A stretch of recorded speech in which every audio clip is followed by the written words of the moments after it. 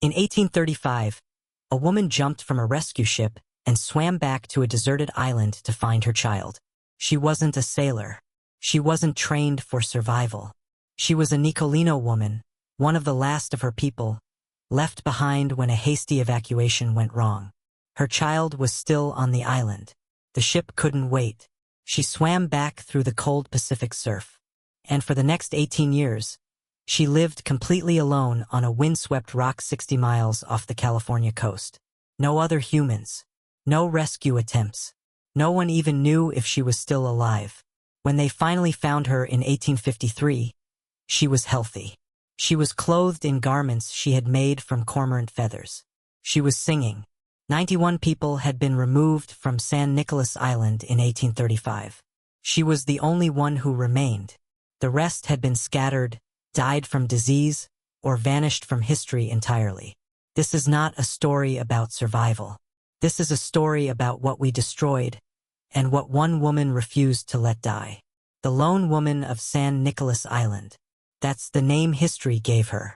It came from newspaper accounts written after her rescue, authored by men who never learned her real name.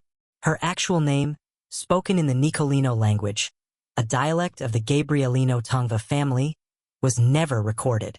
The language itself died with her. No written form existed. No recordings were made. When she died 7 weeks after being brought to the mainland, her words went with her.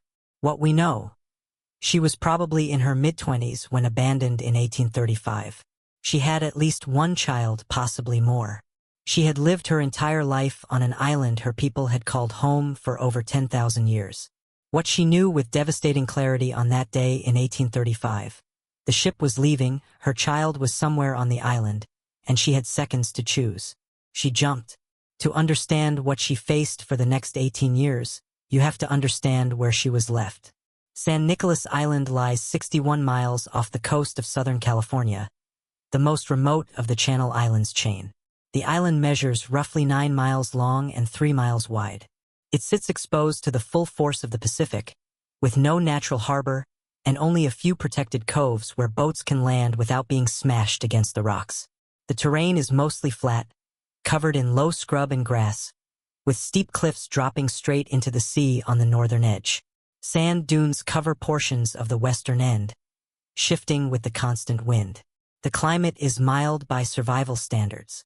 Temperatures range from the mid-50s to low 70s Fahrenheit year-round. Frost is rare. Snow is unknown. But the wind never stops. Sustained gusts of 25 to 40 miles per hour are common. Storms roll in from the northwest, bringing cold rain and fog that can last for weeks. The island sits in the path of the California current, which keeps the surrounding water cold even in summer. No trees grow on San Nicolas. Not one. The wind prevents it. Driftwood that washes up on beaches provided the only wood source for the island's inhabitants. No fresh water streams run on its surface. Rainfall averages only 8 inches per year, most of it falling between November and March. The threats were specific: dehydration during dry months, exposure during storms, the isolation itself, which meant any injury, any illness, any miscalculation could prove fatal without the safety net of community. Yet the surrounding waters hold extraordinary abundance. According to archaeological surveys conducted by the University of California between 1950 and 2010, the island's original inhabitants harvested over 150 species of shellfish and fish.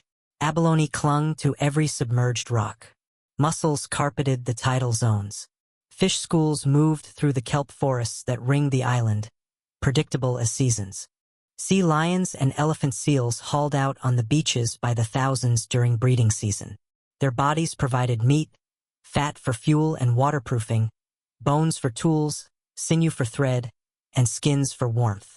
Seabirds nested in colonies so dense that early Spanish explorers described the noise as deafening. Their eggs were protein. Their feathers became clothing.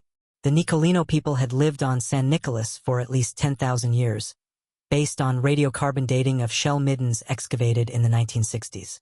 They built plank canoes called tiyots, using driftwood and tar from natural seeps on the mainland islands. They crafted harpoons from bone, with detachable points tied to ropes so struck animals couldn't swim away. They wove baskets so tightly they could hold water for cooking.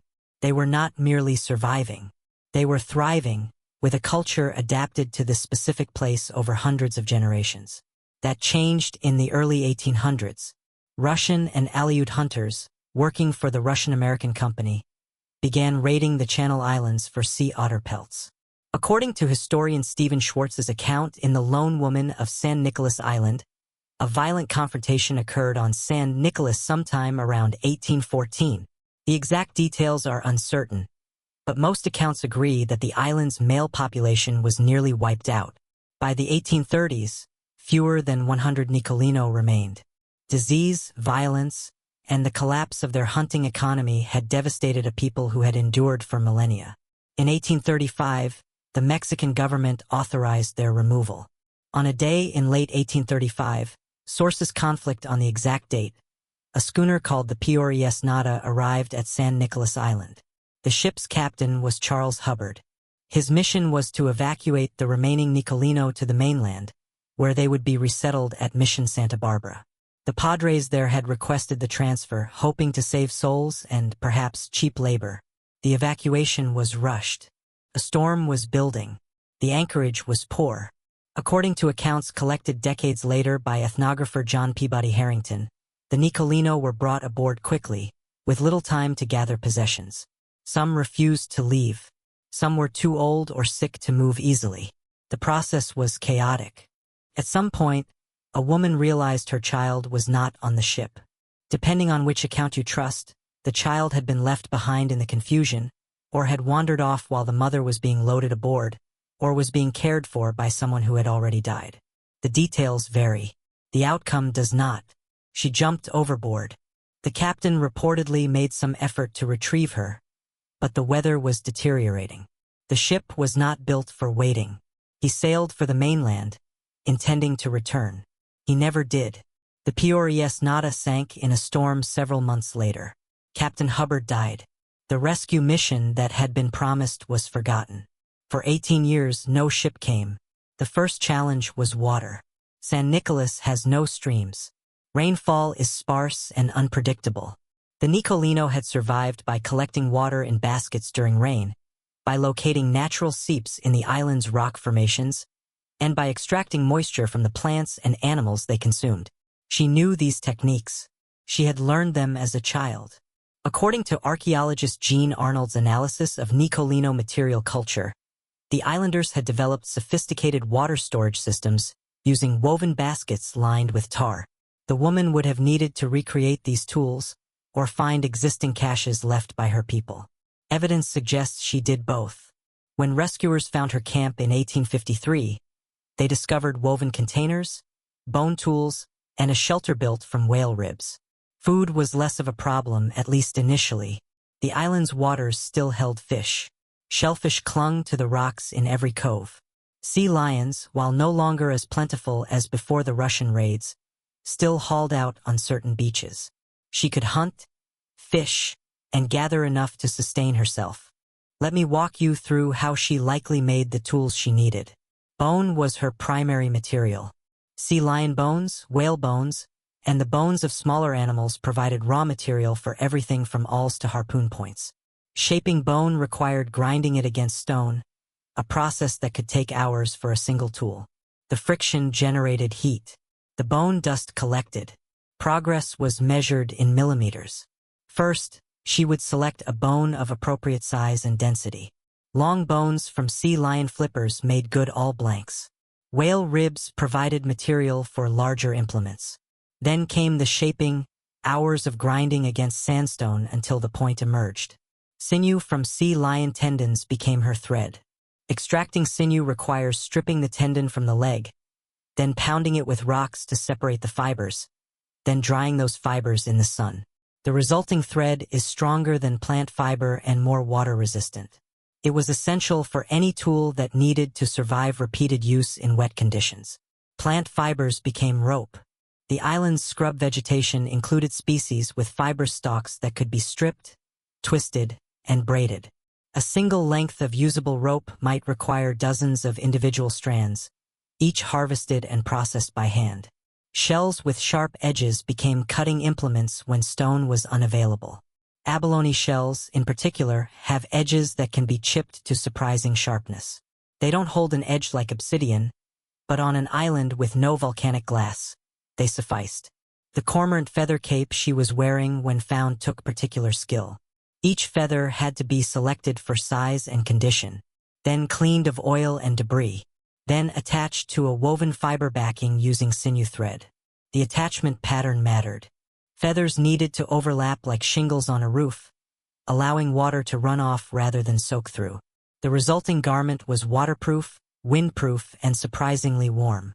Modern textile experts who have studied the construction techniques used by Channel Islands peoples estimate a garment of that complexity would have taken weeks to complete.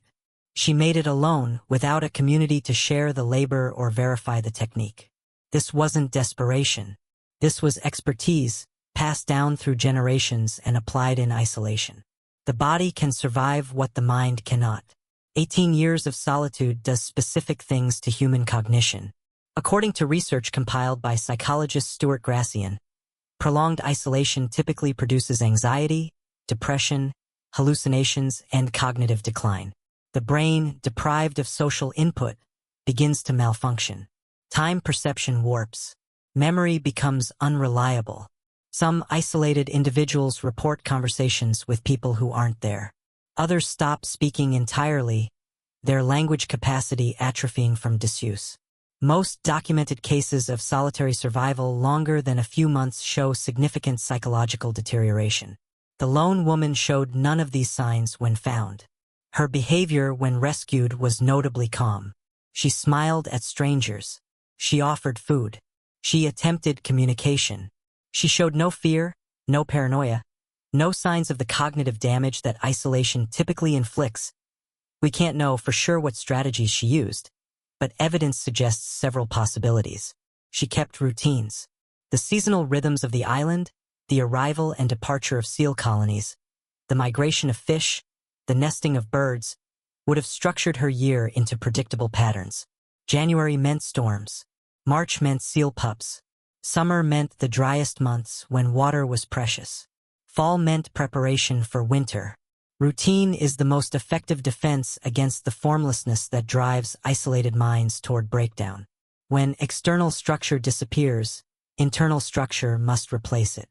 She had 18 years of structure to maintain. She made things. The tools, the shelter, the feather cape, all required sustained attention and planning. Creation, psychologists note, provides purpose.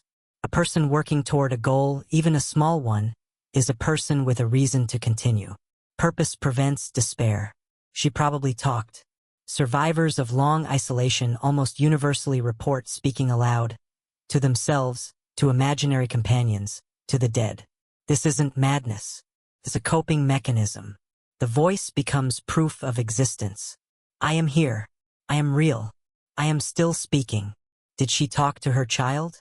We don't know what happened to the child she jumped from the ship to find.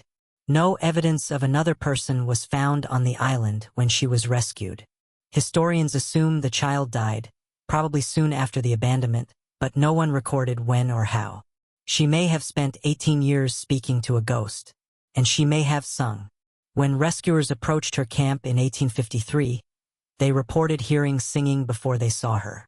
Whether she was singing traditional Nicolino songs remembered from childhood, inventing new ones to fill the silence, or simply making noise to prove she still existed, the act of song serves psychological functions that run deeper than entertainment. It regulates breathing. It releases tension. It fills empty space with something human. Days became weeks. Weeks became seasons. Seasons became years.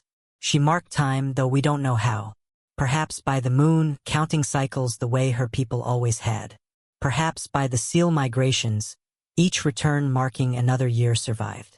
Perhaps by the slow weathering of her tools, each replacement a reminder of how long she had been alone.